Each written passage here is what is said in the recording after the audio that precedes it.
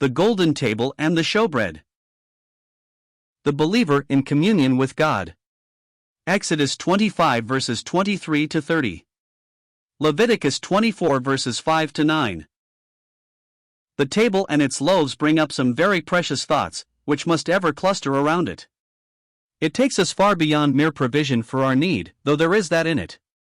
The psalmist could speak of God preparing a table for him in the presence of his enemies. The prodigal, on his return from the far-off country, found a well-loaded table. And in the type we have here, it is very precious to consider all the work of Christ which has been set before us on past evenings as leading up to, and into a place in which we find a table. Yet the thought here is not so much that our need has been provided for, as that grace has lifted us into a place of wondrous privilege. In the table in the holy place we have the saints in fellowship with God, as sinners saved by His grace. The thought would be enough, did we fully apprehend it, to fill our hearts with continual praise. Well, might we ask, how can it be? The table here supplies the answer. It is Christ before God sustaining His people in the enjoyment of this unspeakable privilege.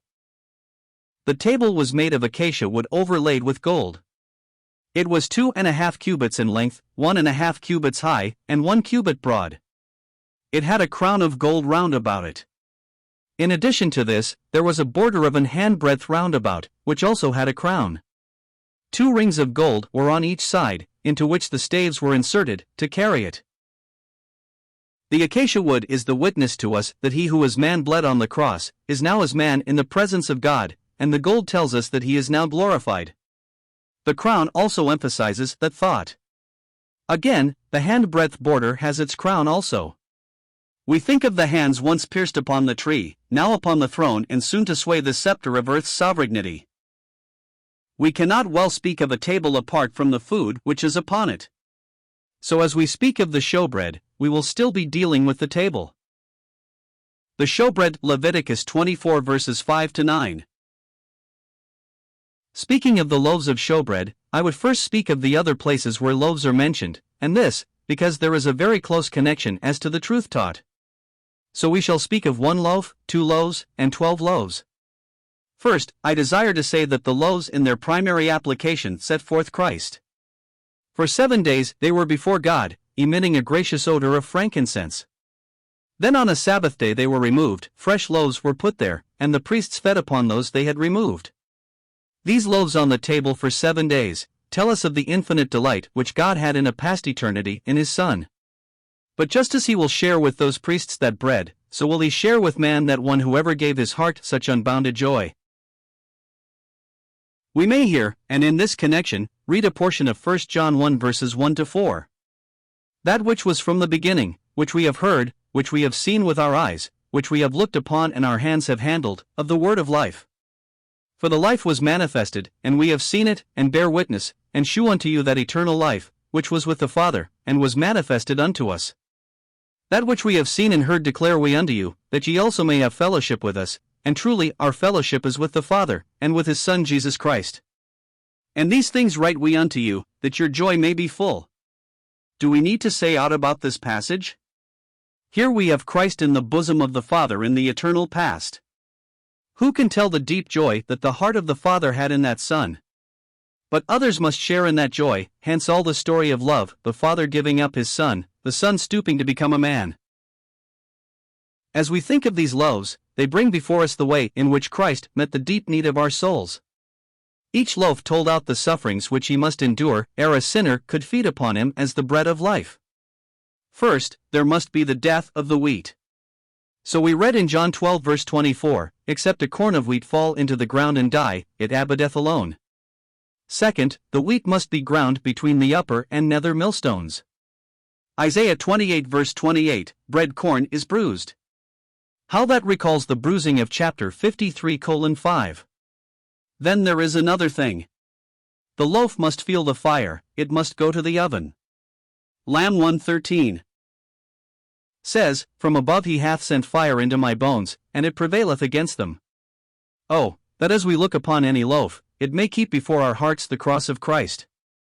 And to those who as yet have never trusted in Christ for peace and pardon, we would say, that just as to satisfy the hunger of the body you appropriate the bread upon the table, and you never expect to feel satisfied until you have done so, so believing on the Lord Jesus Christ is just like making the food your own which is set before you.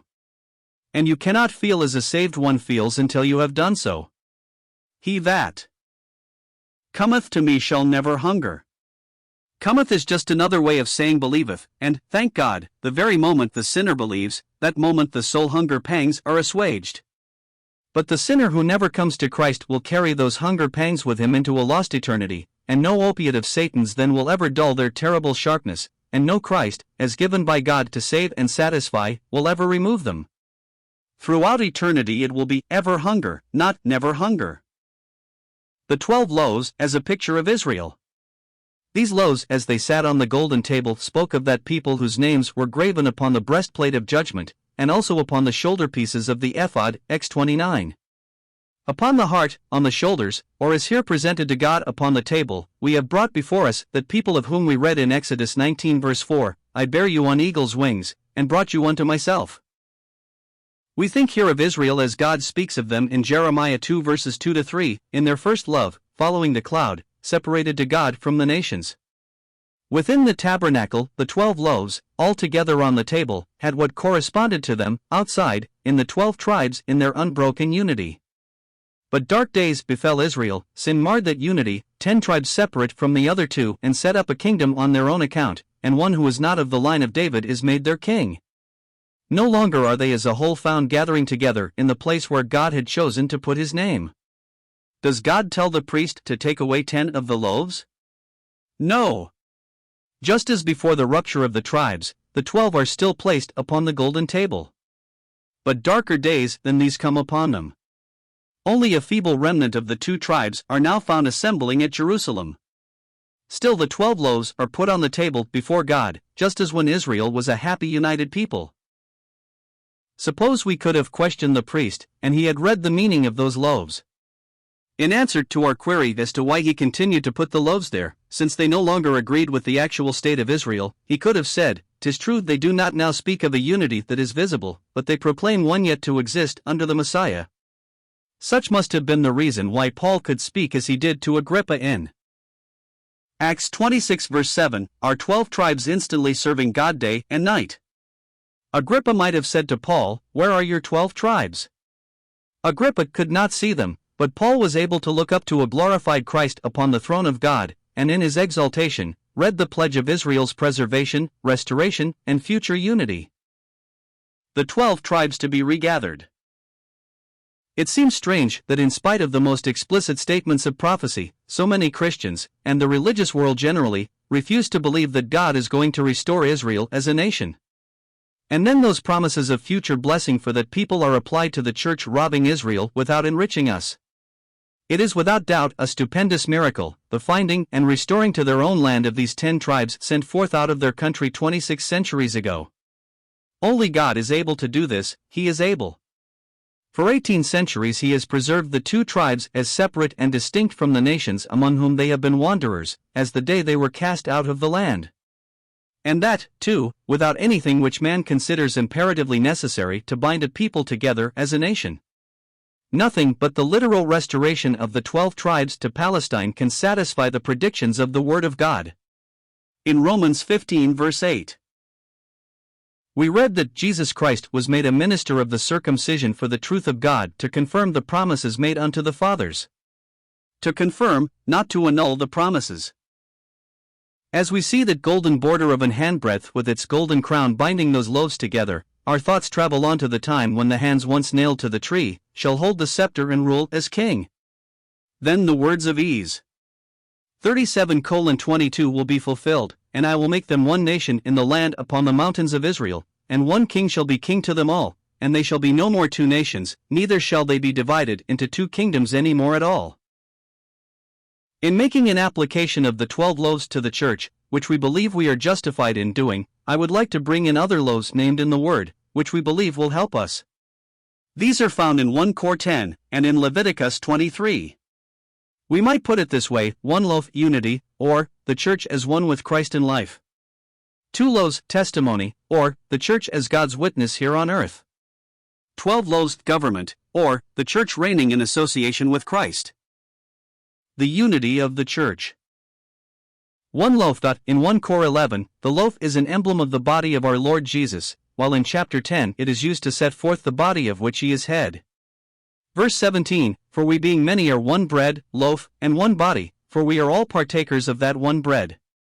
We are many, just like the wheat in the loaf. But just as the wheat in the loaf became merged in one loaf through the baking, so on the ground of the cross work of Christ, and by the Spirit baptism into one body, all believers are now one body. In those early days, the one loaf upon the table corresponded with the state of things seen in the church. There were no sects or parties ranged openly against each other. No need for asking, as is so common now, what body do you belong to? The thought had not entered into the minds of believers then, that there should be more than one body for one head. It is strange that even now, the thing should ever occur to a true believer. But just as with Israel, that once manifested unity of early days is no longer to be seen, in its place we have well-nigh numberless sections. In many of them are to be found the members of the one body of Christ.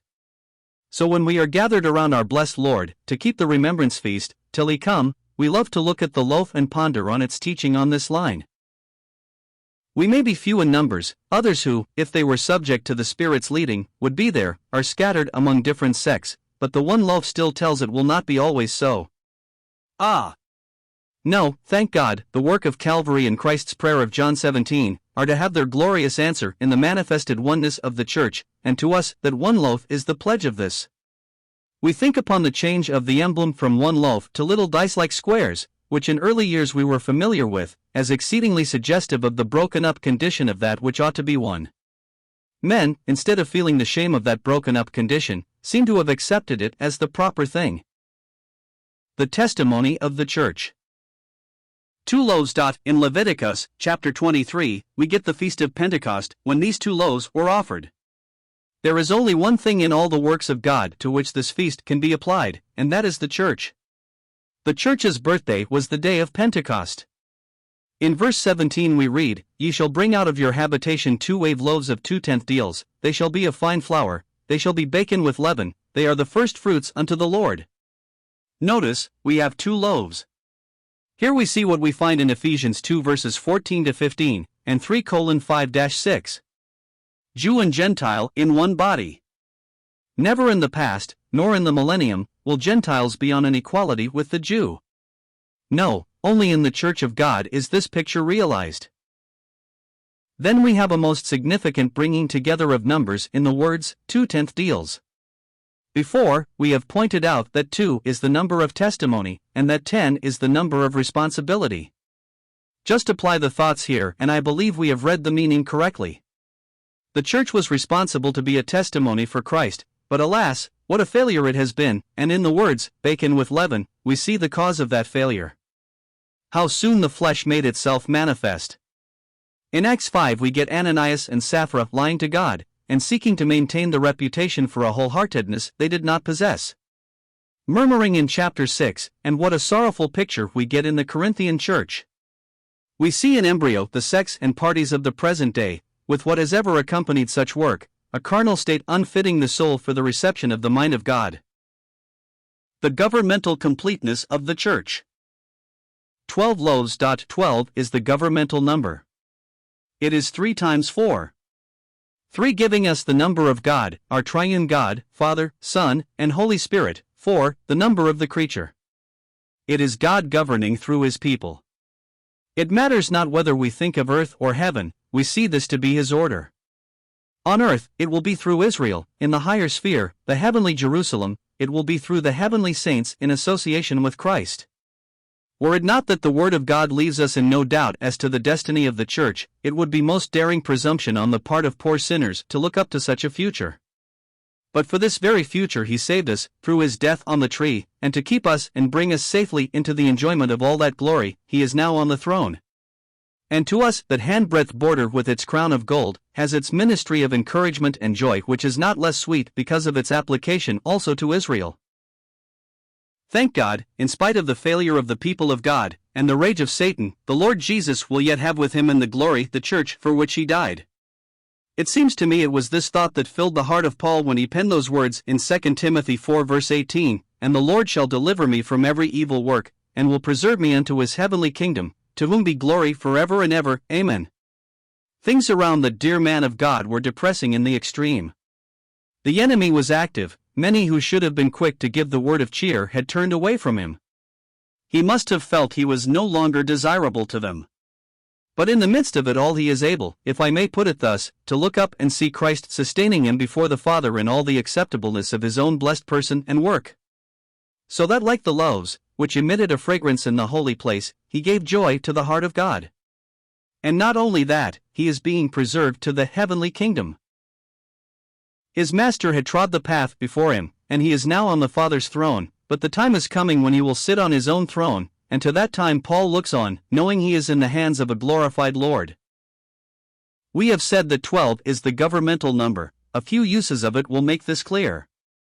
The people through whom God will govern this world in the coming day, Israel, is the 12-tribe nation. When God would set in the church competent authority, he gave 12 apostles.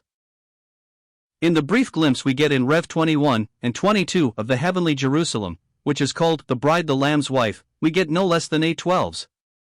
Here then, we have the new creation number, 8, joined with the governmental number, 12. One of these 12s are the 12 gates. The gate was the place of judgment or rule.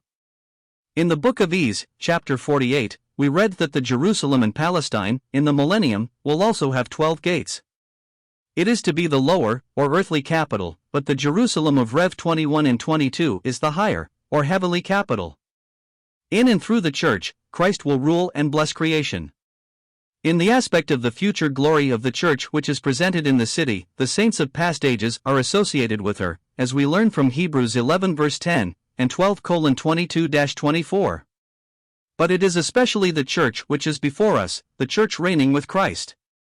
Babylon is called that great city which reigneth over the kings of the earth, Revelation 17 verse 18. That is Satan's sham, soon to end. The heavenly Jerusalem is God's glorious reality, which will ever abide.